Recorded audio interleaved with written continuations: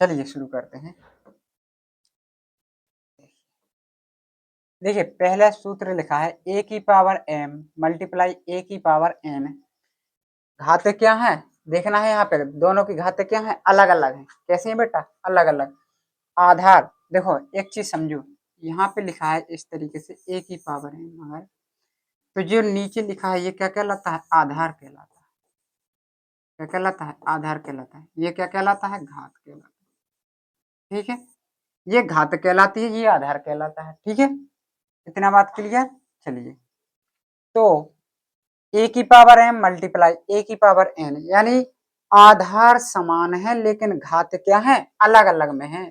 तो इनका क्या हो जाएगा फॉर्मूला, इनका हो जाएगा ए की पावर m प्लस के n। दोनों घातों को हम ऐड कर देंगे, जोड़ देंगे। यहाँ पे क्या लिखा है, ए की पावर m बटे में ए की पावर n। इसको हम इस तरीके से भी लिख सकते हैं, कहीं कहीं पे इस तरीके से भी लिखा हो सकता है, ए की पावर n, यानी ए की पावर n है यहाँ पे, ए की पावर m भागे ए की पावर n। क्या है, ए की पावर m भागे ए की पावर n। इस तरीके से भी लिखा हो सकता है। तो क्या करेंगे, गुणा वाले में ऐड कर देते हैं, भाग वाले में क्या कर देंगे, घटा देंगे बेटा। क्या कर देंगे, घटा देंगे। ठीक है, इतनी बात क्लियर। चलिए यहाँ पे ये लिखा है अंडर रूट ए और बाहर लिखा है n, तो इसको कैसे लिखेंगे, इसको लिखेंगे ए की पावर 1/n। सपोज जैसे एक उदाहरण देकर समझ लो, अगर लिखा है यहाँ पे लिखा है 3, यहाँ पे लिखा है 3, तो क्या करेंगे, यहाँ पे लिखेंगे 3 की पावर 1/3। जितना बाहर लिखा हुआ उसकी पावर में 1 करके लिख देंगे। यहाँ पे लिखा है अगला सूत्र है ए बी की पावर n। दोनों की पावर क्या है, समान है, तो क्या करेंगे, अलग अलग तोड़ सकते हैं, ए की पावर n इंटू बी की पावर n। ठीक है, अलग अलग तोड़ सकते हैं, इतनी परेशानी वाली बात ना है। यहाँ पे देखो क्या लिखा है, ए बट्टे बी की पावर n। अभी यहाँ पे क्या थे, दोनों गुणा में थे, घात समान थे, तो अलग अलग कर दिया था। अब यहाँ पे क्या है, भाग में है, तो कोई बात ना है, ए की पावर n बटे में आ जाएगा बी की पावर n। बात खत्म। यहाँ पे लिखा है ए की पावर 0 है, इसे को याद रखना बहुत बहुत जरूरी है। क्यों, क्योंकि बच्चे क्या करते हैं, ए की पावर 0 का मान 0 रख देते हैं, वहां पे गलत हो जाता है। किसी भी संख्या की पावर 0 चढ़ी हो, एक्स वाई जेड कोई भी संख्या हो, उसकी पावर अगर 0 चढ़ी है तो क्या हो जाएगा उसका मान, उसका मान बेटा 1 होगा हमेशा। ठीक है, यहाँ पे क्या लिखा है, अंडर रूट ए।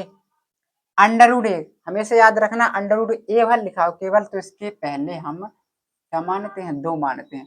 तो यहाँ पे हो जाएगा हमारा ए की पावर 1/2, क्योंकि अभी हम n वाला फॉर्मूला पढ़ चुके हैं। ठीक है, यहाँ पे लिखा है ए की पावर m और इसकी पावर n। इसको किस तरीके से करेंगे, इसको हम करेंगे दोनों का मल्टीप्लाई करा देंगे, ए की पावर m n। ठीक है, यहाँ पे ये लिखा है, इसको हम किस तरीके से लिखेंगे, इसको हम लिखेंगे ए की पावर n को हम क्या लिखते हैं बेटा, 1/, के रूप में लिखते हैं, तो 1/, लिख देंगे। तो यानी हमारा आ जाएगा ए की पावर p/n आ जाएगा।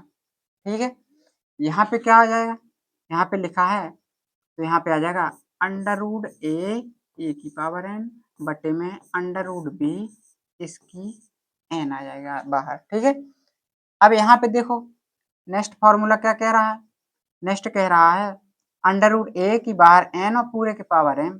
किस तरीके से इसको लिखेंगे, इस तरीके इसको हम लिखेंगे, अंडर रूट लगाएंगे, n लिख देंगे, a की पावर m।